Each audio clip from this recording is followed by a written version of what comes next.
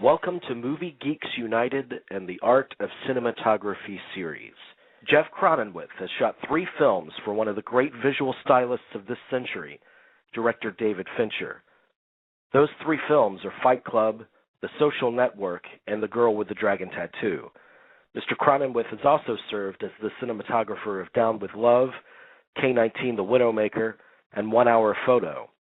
In this archived interview, Mr. Cronenweth called us from the set of The Girl with the Dragon Tattoo to discuss his work on The Social Network. Your father was a DP, wasn't he? Yeah, his name is Jordan Cronenweth, and you might best know him for Blade Runner, amongst many of his features, but that's the one that probably set the trend the most. So what do you feel like you picked up and learned most? What was the most valuable lesson you took from your father? Obviously the aesthetics and the artistry of it, and from a photographic standpoint, when it was predominantly our only film, there was the technical side to it, but I think I got the human side of it more from him, learning how to deal with crews, deal with productions, deal with personalities, and then still find your way to tell the story visually. And I think that it was his human skills and his embracing of a story, and then being able to, what would the word be? To put it back onto film. To do what a cinematographer does, he did it as well as anybody, I thought. And the thing about his photography is that it always lent itself to the story, and it was never about egos, and it never was about showboating or abstract images without reason behind it. And so, from that standpoint, I feel like, as a cinematographer, it's your primary responsibility to enhance the story and emotionally and visually give these people something that the written word stands on, has something to stand on. Yeah, and it is all about, obviously your films look amazing, but they have to express the humanity of the film. And tell the story, as you said, and that's what fascinates me about Social Network, is that it is obviously a very talky movie. It's got a lot of talk in it, but it's very rapid fire. So when you're crafting the visuals for a film like The Social Network, was that a delicate balancing act to make that cinematic and not too stagey looking, and yet not sacrifice the beautiful language that the film has? Yeah, all those things we had to take into consideration. Obviously, it's a contemporary story, so it's very relevant to all of us, and you need to stay true to that. And the Harvard University and the dormitory experience that are so familiar with, so kind of years past most of us, we had to bring back into both kind of the claustrophobic feeling and the isolations and the moments of solitude and dark corners and stuff. But kind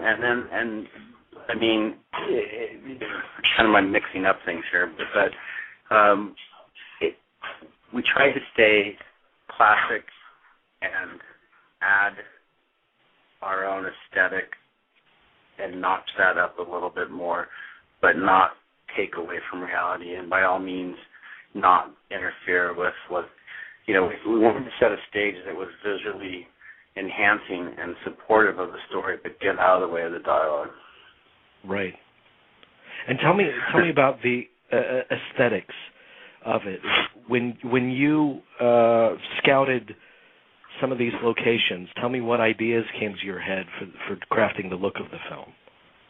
Well, prior to even going, I had sat with David Fincher. We'd gone through all the location photographs, and we'd gone through the historical shots of the Facebook offices and the attorneys' deposition rooms and the campus itself and some of the dormitories and the computer labs that they had at the university.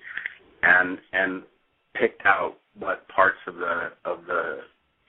that world were important to us and what we wanted to capitalize, and then went back and when we revisit each location, take stills while we're there and talk about what is this location saying to us, and what can we give back to it to enhance what we're feeling here and now, and really was the goal, is to be as light as we could, to tread lightly, because we're working in an area that was very sensitive, and I mean that by Harvard doesn't like people shooting up the university, and they particularly didn't like this production because it's not something they're terribly proud of.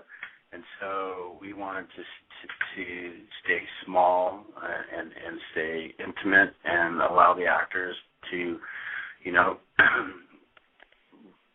deal with Aaron Sorkin's brilliant roller coaster ride of dialogue. And so we tried to stay as simple as we could, but not ever losing, fact of our visual responsibilities, of course, and then adding, some of our classic sensibilities to that. Then I might have contrast and kind of shadowing and backlit situations when it was justified and things. And it also it made sense for the characters, especially Jesse Eisenberg's character of Mark Zuckerberg, to find himself alone often, because it was in his head that a lot of these things were happening. There was this isolation or this genius that he needed this space around him to come to these conclusions or resolutions. So we tried to just stage situations that allowed those things to flourish. Is that a question? In the 16th email, you raised concerns about the site's functionality. Were you leading them on for 6 weeks? No. Then why didn't you raise any of these concerns before? It's raining. I'm sorry? It just started raining. Mr. Zuckerberg, do I have your full attention? No. Do you think I deserve it? What? Do you think I deserve your full attention? I had to swear an oath before we began this deposition, and I don't want to perjure myself, so I have a legal obligation to say no. Okay, no. You don't think I deserve your attention? I think if your clients want to sit on my shoulders and call themselves tall, they have a right to give it a try, but there's no requirement that I enjoy sitting here listening to people lie. You have part of my attention. You have the minimum amount. The rest of my attention is back at the offices of Facebook, where my colleagues and I are doing things that no one in this room, including and especially your clients, are intellectually or creatively capable of doing. Did I adequately answer your condescending question? What kind of communication do you have with the actors on set, if any? Well, it depends on on each director. I mean, some directors are more about crafting shots and making sure every word is pronunciated, while others are just about a completely organic performance and don't deal with anything technically. But David is shockingly an actor-director and works directly with them relentlessly, and as you've probably heard, we do a lot of takes and he fine-tunes performances, and so there's not, my direction, my interaction with actors, which on a Fincher movie would be minimum, but it would be in blocking and staging to help them find better positions to either fix compositions or make things work more seamlessly and or to visually, present better situations. Yeah. And what do those, I know in terms of fine-tuning performances, those multiple takes are valuable. I mean, we've been doing a series on Stanley Kubrick and talk about ongoing takes and what that brings out in the actors. How does that process kind of define or refine what you do as a cinematographer, those long multiple takes? I don't know that it really is an advantage or a disadvantage one way or the other, because it's not something that once you start photographing, once you get past the first take or two, usually at that point everyone's figured out where everybody's going, and if there's anything that needs to be altered, you've done your alterations, and now you've set in for the long haul. And you don't want making changes 12 takes into it, because that nullifies those 12 takes, So anything after like 2 or 3 until you're into the 40s, you're just along for the ride and watching. And and you're watching the craftsmanship of the actors and David, and the inflections, the subtle inflections that he's seeking and getting out. And you've worked with David for many years. Tell me what clicks between the two of you. What do you guys bring out in each other, do you think? I just feel like we see eye to eye aesthetically on a lot of different things, and it seems to be at this point a very great understanding of once a visual style for a particular project is set, then it's really easy to digest it and to be able to be an extension of his vision without too much confusion or there's not a lot of changing that has to be done. There's not a lot of backtracking. We're always in the same boat, and we just make adjustments as we go. And it's kind of a friendship now that it's very collaborative and fun experience. Yeah. And I think it's one visual language. Go ahead. I'm sorry. I said I think in short it's speaking from one visual language. Yeah. Or one visual voice is a better way to see it. Well, yeah, and the finished film definitely shows that. Is there a particular scene or moment in The Social Network that you're most fond of? It seems cliche, but I would say that maybe the first sequence is one of my favorites, and the reason being is it's the opening sequence for a movie, and I think it's a pretty bold one in that there's 9 pages of dialogue delivered in 4.5 minutes. It's very simple coverage. It's a 2-shot and 2 over the shoulders and 2 singles, and it's rich and it's noisy and it's very bold. And it takes you, and it forces the audience to kind of lean forward in their seats and listen to what these kids are saying, and they're talking over each other, and it's rapid fire, and you're setting them up for, or to quote David, educating the audience for what the next 2.5 hours or 2 hours of this roller coaster ride are going to be. Mm-hmm. And I just thought it was a great, so cleverly written and so cleverly executed by Fincher. And the two actors. It's one of my favorite in the movie. Yeah, me too, actually. You shot this with correct me if I'm mistaken, but the red camera? Yeah, we did it with the Red 1 camera, which we had just gotten the Mysterium X chip for, so we were the first full feature to use this new chip. And we used the Master Primes for our lenses, and it was a very good experience. It was my first feature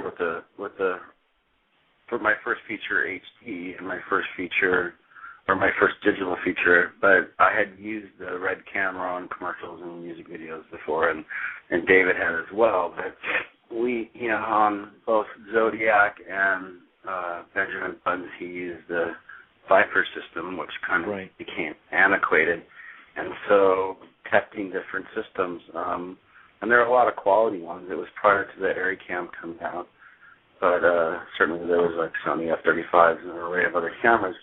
But one of his best friends is Soderbergh, and he loaned David 2 cameras to test with, and we shot a few spots with him, and that, along with the fact that Jim Gennard at Red was so willing to adjust and accommodate any of the kind of technical necessities that David had, it just made sense for it. It was a perfect system for this particular feature. It was small and, kind of almost looks like a home amateur camera, and you can walk around and it doesn't draw a lot of attention, and it stays small, and some of these intimate locations that you're in, and it seems, and of course it's a high quality, beautiful image, and we were really happy with it.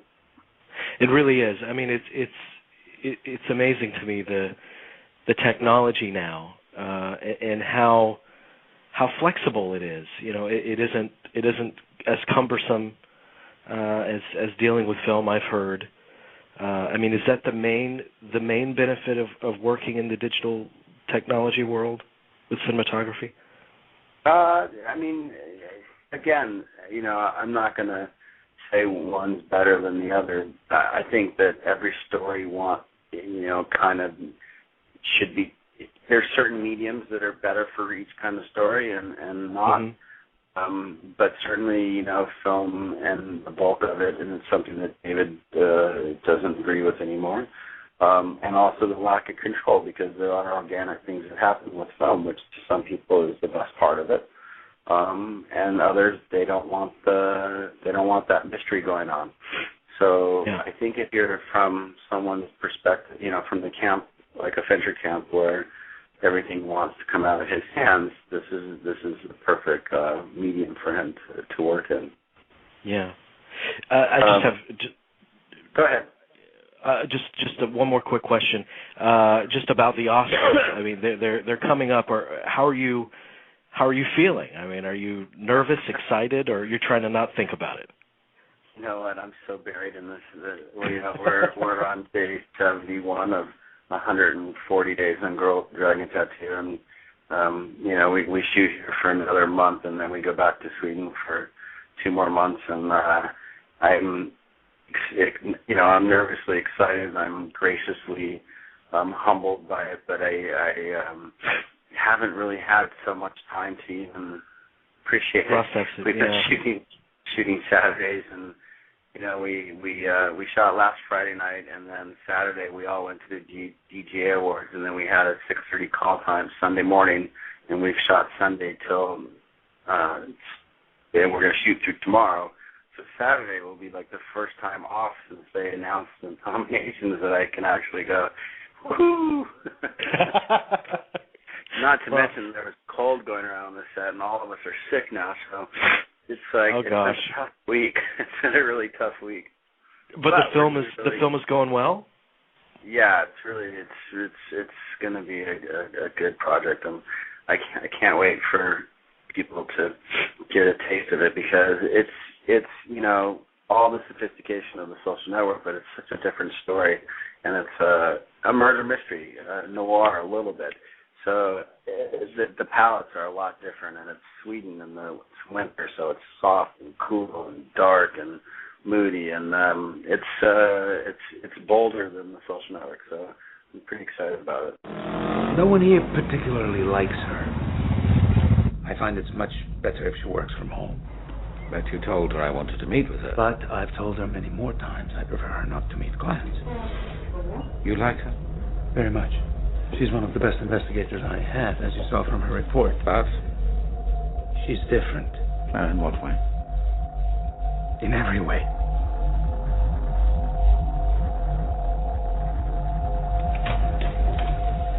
Lisbeth?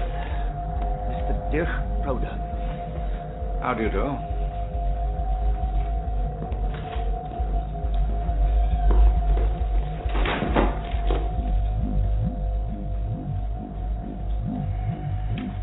Something wrong with the report? Oh, this was quite thorough. But I'm also interested in what's not in it. There's nothing not in it. Your opinion of him isn't? He's clean, in my opinion. You mean he's hygienic? He's who he presents himself to be. Your report is light in another area. His personal life. Anything you chose not to disclose? Nothing that warranted inclusion. That's it for this episode of our Art of Cinematography series. You can listen in on additional episodes and interviews with many of today's top cinematographers, including Robert Richardson, Vilmos Zsigmond, Alan Davia, Paul Cameron, Jeff Cronenweth, and more by visiting MovieGeeksUnited.net/Art of Cinematography.